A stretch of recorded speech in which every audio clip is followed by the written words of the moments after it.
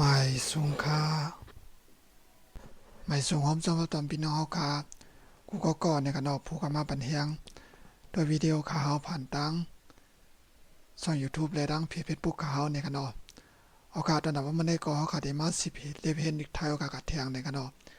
วันมื้อได้ก่อเฮาขาดดีกว่าตัวมิลิไทยมาตรา8แม่ในกันอเฮาขาดมาเลเห็นตัวจำกัน6ข้อมันในกันอปอว่าเฮาคาเลเห็น6ข้อมันยาวในเฮาขาดจังได๋กว่ากันตอนในกันออีกไทยในมันได้มีมาตรา8แม่ในกันอที่มีตัวแต่นั่น4แม่อันนั้นใจตัวแต่ง4แม่ในกันอมีจังอื่นแล้วคำว่าเลเวนตัวจำกันกันเนาะตัวเตตมเตเวจังอื่นในกันเนาะคำว่าเลเวนตัวจำกันกันเนาะเฮาค่ะอันพี่น้องค่ะหันในก็แต่ไม่ว่าเล่นโตสะกดมาตรา8แม่ในกันเนาะหัวข้อมาตราตัวสะกดนะคะเฮาก็ได้มาเลเวนตัวจำกันในวันมื้อในกันเนาะในมาตรา8แม่ในพี่น้องค่ะแต่ไรต้องไว้ในกันเนาะจากโอนจะโซบไว้ในกันเนาะเพราะว่าพี่น้องค่ะอำไลไว้ในเพราะว่ากว่าดังนามาเนี่ยมันดีหยาบในกันเนาะก็เพราะฉะนั้นไหนพี่น้องก็ได้ต้วยไว้เอาก็ต้องไว้ในกันเนาะว่าตัวไหลอยู่ในเมอันไหลในขณะเนาะมันจะหนังมาตราเมกกในขณะในก็เขาว่ามาตราเมกกในขณะเอาค่ะข่าวที่ว่านี่ตั้งหมดกำหนึ่งก่อนแล้วก็สังไกกว่าสังไกทรัพย์เรื่องนี้กำแม่ในขณะปลาเปลี่ยนแม่นั้นมีแม่กกในขณะแล้วก็แม่กดในขณะแล้วก็แม่กบแม่กงแม่กลในขณะแล้วก็มาแทงแม่โกมแม่เกยแล้วก็แม่กาวในขณะทั้งหมดมี8แม่ในขณะอันไทยเขาว่าตัวสะกดในขณะพอดังภายใต้ก็เป็นตัวเพียดมันในขณะเนาะตัวสะกดตัวเต้แล้วก็ตัวใจตัวเต้ในขณะไทยเขาว่าสะกดไม่แท้นั่นก็เพราะว่าแทงนั้นก็สะกดแท้ในขณะมีอยู่8เมียวกันเนาะมี8โตมี8แม่แล้วก็ตัด4แม่ในสะกดใจตัวเต้มันในกันเนาะคำมาตัวจำกันกันเนาะมาตราเมกกในกันเนาะอันสะกดตีมาสะกดไรนั่นจะเป็นกอไก่ขอไข่คอควายแล้วก็คอระฆังในกันเนาะเขาจ้ในกันนะ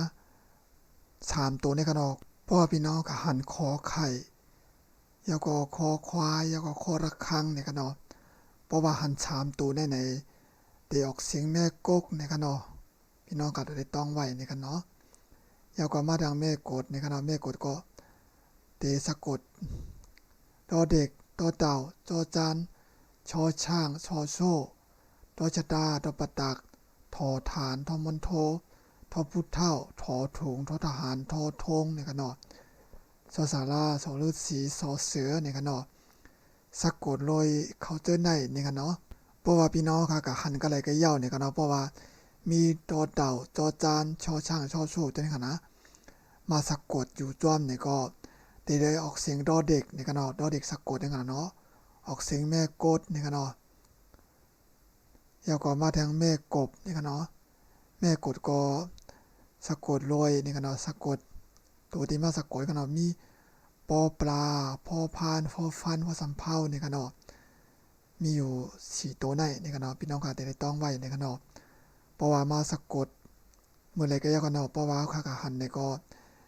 ได้ออกเสียงแม่กบในกันเนาะแม่กงในกันเนาะได้มีตัวเหลียวกล้วยในกันเนาะออกเสียงงองูกล้วยในกันเนาะแล้วก็แม่โกนในกันแม่โกนได้ออกเสียงยอหญิงนอนเนียนรอเรือรอลิงรอจุฬาในกันเนาะเสียงนอนหนูปอป้านะ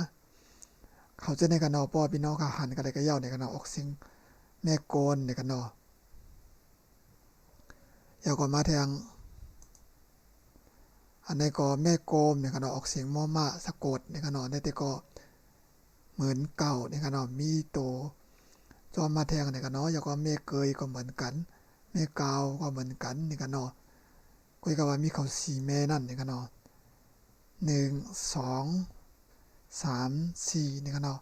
เขา4แม่ในออกหวังปอกในก็มันจะมีโตสะกดเขาจะในมาสะกดกันเนาะ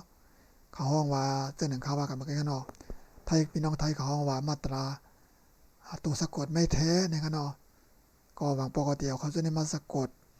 กุยกับว่าออกเสียง เพราะว่าเป็นในนี้แม่กกก็ออกเสียงแม่กกนี่ค่ะเนาะเอาจอจานมาสะกดนี่ก็ออกเสียงแม่กดนี่ค่ะเนาะมันจะเหมือนว่าตำรวจนี่ค่ะเนาะตำรวจได้เอาจอจานมาสะกดนี่ค่ะเนาะก้อยก็ว่าออกเสียงดอเด็กนี่ค่ะเนาะที่เป็นจังได๋ค่ะเนาะอันนี้ก็ได้เป็นหัวข้อมาตราเป็ดแม่เฮาก็มาเรียนต้อยจำกันได้มันมื้อนี้นี่ค่ะเนาะในภาษาไทยเอาค่ะนี่ค่ะเนาะพี่น้องก็รู้เลยต้อยไว้นี่ค่ะเนาะเพราะตอนที่ก่อตั้งหน้านั้นนี่ค่ะเนาะเฮาก็ได้เรียนไว้มาตราเป็ดแม่อันไหนนี่ค่ะเนาะเอาค่ะยินจมพี่น้องค่ะกูก็ขนาดที่เข้ามาปันเห็นปันแฮงต้อยคลิปวิดีโอข่าวเรียนเด็กไทยก็จำกันดีวิดีโอข่าวไหนนี่ค่ะเนาะสัตว์เจอพี่น้องค่ะไปติดตามข่าวเนี่ยก็พักติดตามช่องอีกนึงนี่ค่ะเนาะอย่าก็ขามาเลยเพียนไทยกับจอมกันตีช่อง YouTube ข่าวสิมวาตีเพจ Facebook ข่าวสิมวาในคะเนาะยินจมพี่น้องค่ะกูก็ขา